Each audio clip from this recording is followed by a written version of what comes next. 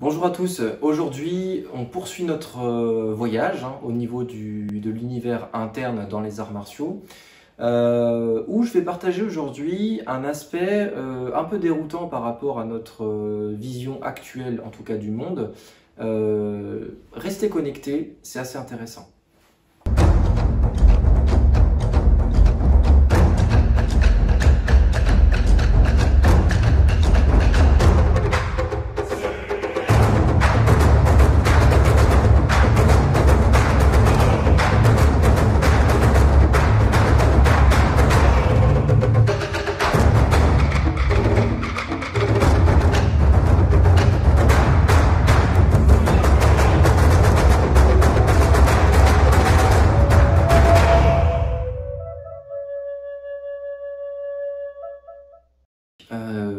On va parler eh bien, de soustraire. Alors soustraire, ça sous-entend qu'avant on a accumulé. On a accumulé quoi? Souvent, si on prend le corps dans les arts martiaux, on a accumulé des tensions. Les tensions musculaires, ce sont en quelque sorte elles qui vont paralyser votre mouvement et qui vont vous empêcher d'être mobile et disponible. Caractéristique fondamentale dans le Shotokai, mais pas que, dans les arts martiaux en général. La disponibilité. Le corps doit jaillir. Il suffit de voir par exemple sur des scènes du cinéma, par exemple Bruce Lee, hein, quand il explosait, quand les mouvements étaient donnés. La disponibilité, elle était clairement mise en évidence ici. Le corps, tac, répondait instantanément à la situation. C'est ça la disponibilité. Pour rentrer dans cette disponibilité-là, il faut donc avant tout comprendre le principe de soustraction. Je vais d'abord faire une petite digression et passer vers on va dire la compréhension du monde. Si on étudie le monde actuel dans lequel on vit, un monde qui souffre en quelque sorte, mais c'est en lien avec les vidéos, eh bien on constate qu'on est dans un phénomène d'abondance. C'est-à-dire le cumul un petit peu de plein de choses. Voilà, on souhaite davantage de voitures, davantage de biens matériels. On est dans une société consumériste qui nous pousse à toujours vouloir consommer plus, hein, qui provoque un peu de nouveaux besoins, qui crée de nouveaux besoins pour susciter nos désirs d'acheter.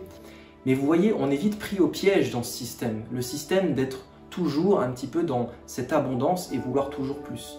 Voilà. Ce qui fait qu'on a développé finalement un petit peu des poisons dans notre société.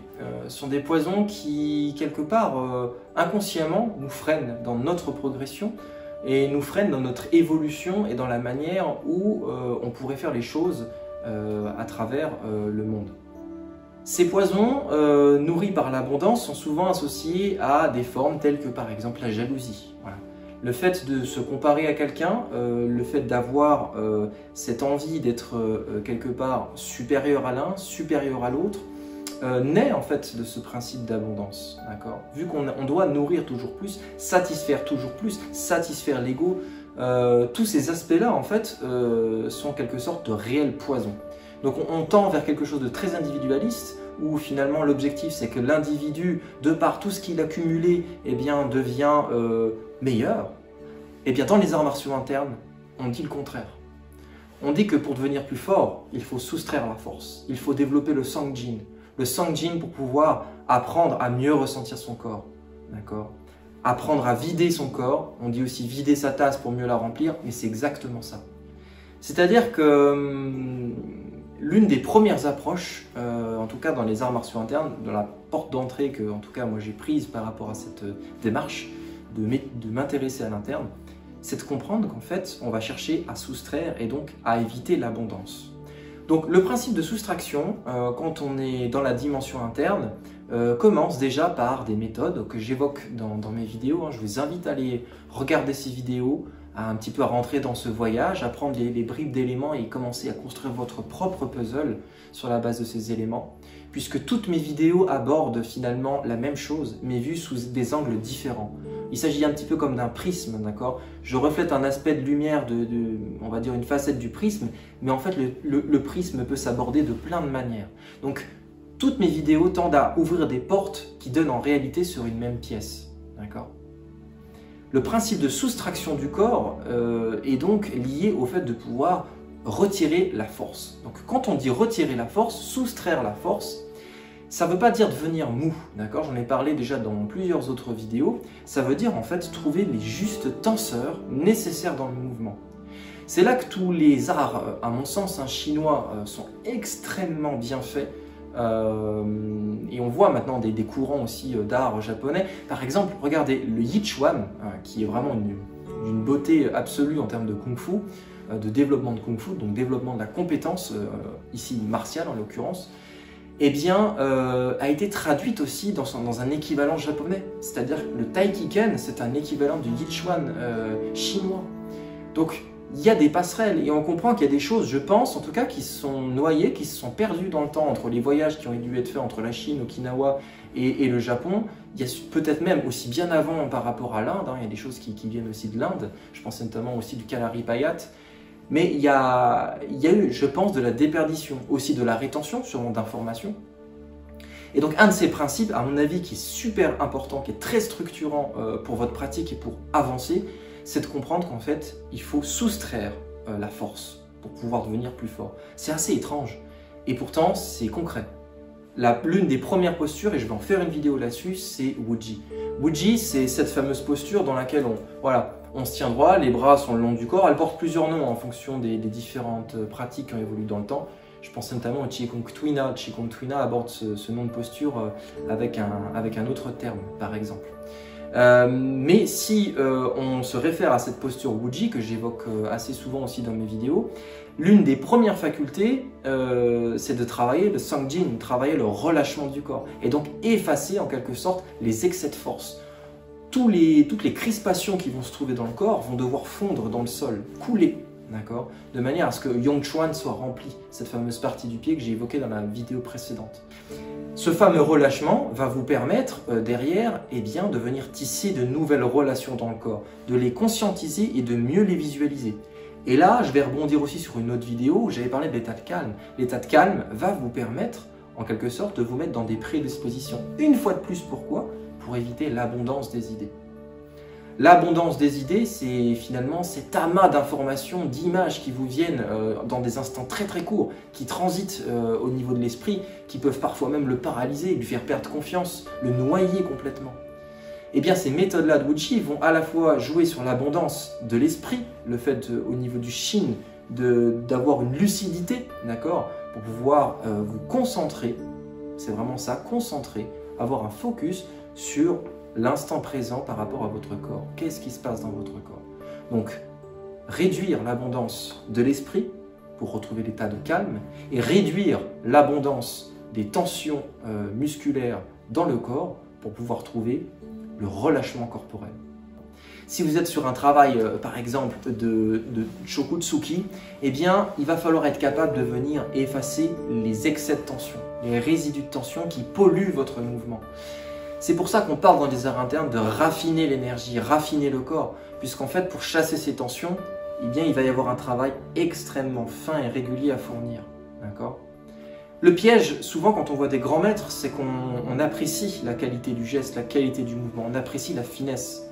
Mais combien de travail derrière pour arriver à cette finesse? D'accord ? Combien de travail pour arriver à cette finesse?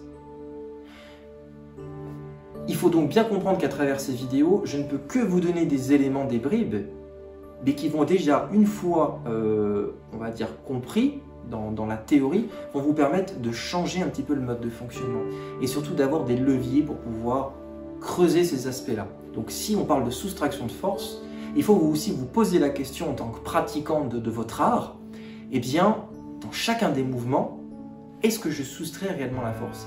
Est-ce que je suis dans un travail qui me consomme de l'énergie? Est-ce que cette consommation-là est nécessaire à mon mouvement?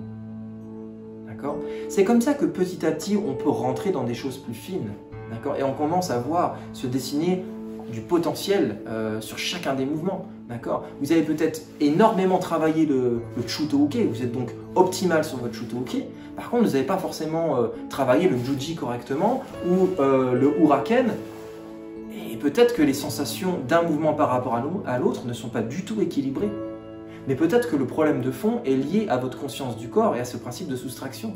Peut-être que dans certains mouvements, vous avez travaillé sans vous poser de questions et donc la nature, entre guillemets, qui a construit les choses petit à petit, a fait que vous avez pris des habitudes d'utilisation corporelle. Et donc vous avez fait avec ces principes d'utilisation corporelle, on va dire ces habitudes, sans les rechallenger, sans vous poser la question de « Ah, mais peut-être que pour aller plus vite, en fait il s'agit non pas de chercher à travailler mon 100 mètres tous les jours, mais peut-être qu'il s'agit d'une question de relâchement, d'accord, de chasser ces tensions résiduelles. » Une chose à comprendre, on va illustrer ça avec le Joe, ici, c'est que si vous êtes dans l'excès, souvent on le voit à travers les mains.